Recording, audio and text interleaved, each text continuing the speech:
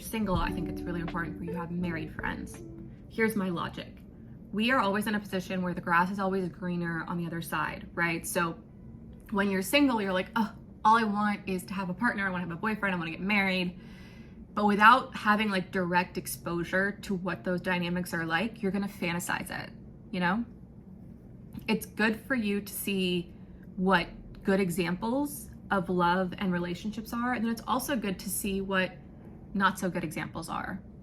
Likewise, I think it's important if you're married to have exposure to your single friends, because one, it keeps you with the times, and two, it opens you up to realizing like, hey, I'm actually very lucky for the partner that I have, or hey, I'm in a position that isn't good for me.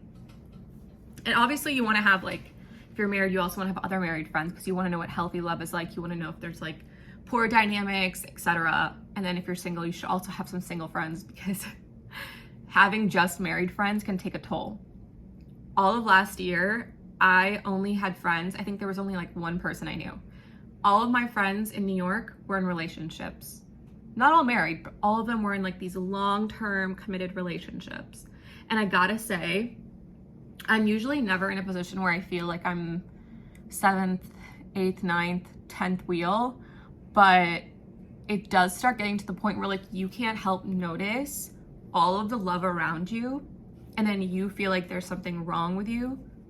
I'm saying you in this case. I meant me. I felt like something was wrong with me and that I couldn't find this. But then when I started making more single friends, like towards the end of last year and like early this year, I was like, wait, no, there's nothing wrong with me.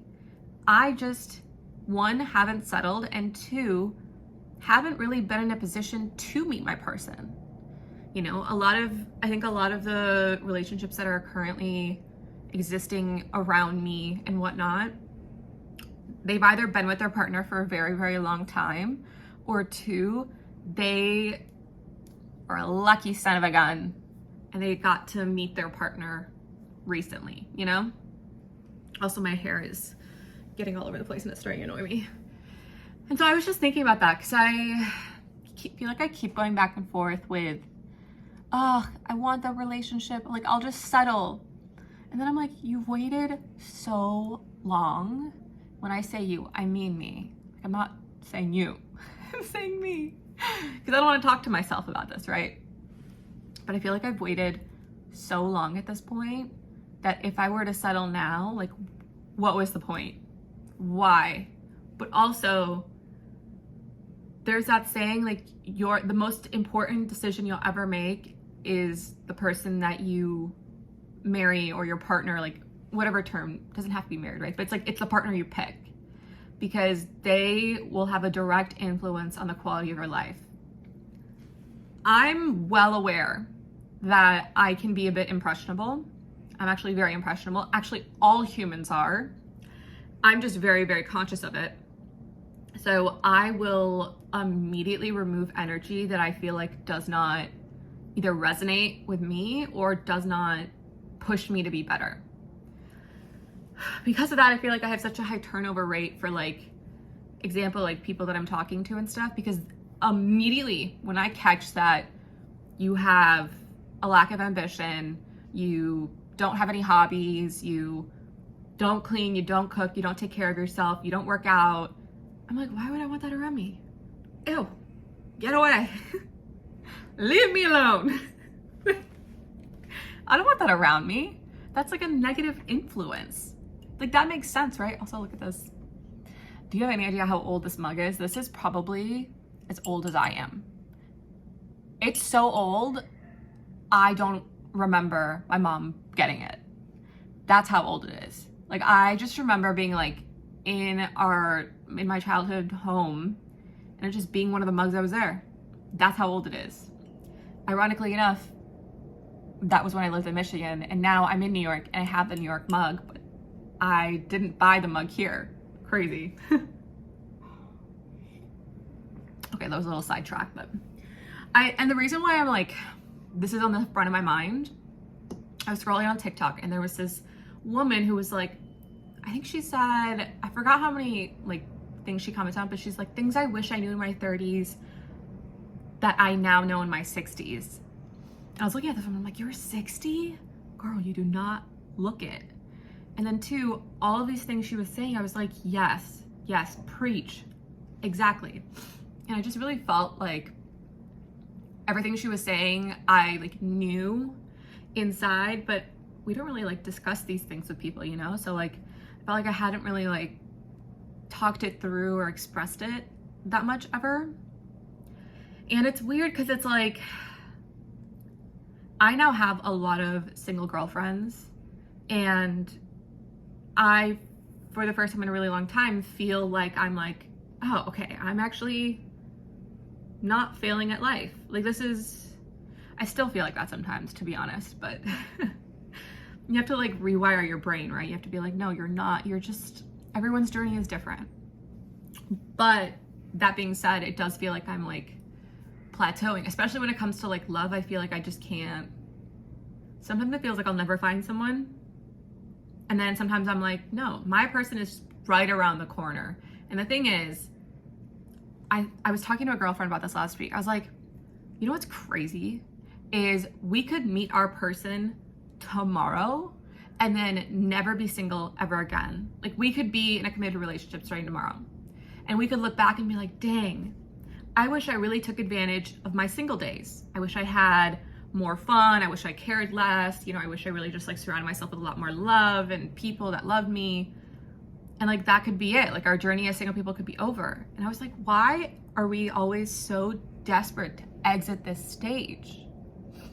It's like when we're younger and we say we want to grow up, and then we grow up and we're like, oh, this sucks. All I want to do is be young again, you know, where there's no commitments or anything. So I was just, that video I saw on TikTok from that woman, that older woman who was like saying all these things, I like was literally sitting there nodding my head. I was like, yes, I agree to everything. And then I was thinking about it while this is my second mug of coffee. But when I was having my first mug of coffee, I was thinking about it. I was like, you know what? She actually makes a really valid point, because too much of one thing can be negative. So you need to like balance it out. And so I felt like I was only around people that were in relationships. And then I think I did kind of go from one extreme to another, where then I was like only around people that were single, because you know, sometimes you can get so hyper focused that you only like do that one thing, that I forgot to make sure I was still reconnecting with like the people that are in relationships or married or whatnot, right? And it's hard when people you think are on the same page as you, or like in the same phase of life as you, like on the same journey, and then they move out of it, but you're still stuck there. So like there was a girlfriend that we were both single in New York together, and then she was like, this is gonna be my last summer single. And I was like, you do you, fam. I love that for you.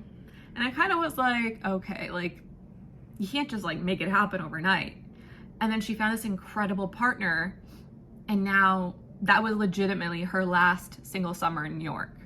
Because I'm pretty sure these two are like, actually, I don't know. I don't want to jinx anything or anything like that. But like, she made that her last summer, and now she's like very happy and like very committed. And it's crazy because I was like, I thought we were in the same phase of life. And now I'm like, damn, I feel like you're like 10 steps ahead of me. Like, don't leave me behind. You know? I don't know. Sometimes I feel like it could happen tomorrow, and then sometimes I feel like it'll never happen at all. But that whole like conversation around like, if you're single, you should have married friends and single friends, or if you're married, you should have like single and married friends. Because again, like too much of one thing is a bad thing, but then not enough is also a bad thing. So it has to be like a balance. And I don't know. I have friends that are like going through breakups and stuff like that. And I was thinking to myself, I was like, I haven't gone through, actually, well, it's like situation breakups are different, right? For some reason, situationships just like carry so much more weight for some reason. I think it's because it's all of the potential. It's like all the things you dreamed up of, versus like in a relationship, you just have like the hard cold facts and you're like over with it at that point. But yeah, so I was like, I don't know. I focus a lot on like surrounding myself with a variety of people now, because I think it's like healthy to see all aspects of relationships and people and things and stuff, because it keeps you like grounded. And I have to keep reminding myself not to rush through life and these phases, because things will happen as they should. But yeah, just my 2 cents. Bye.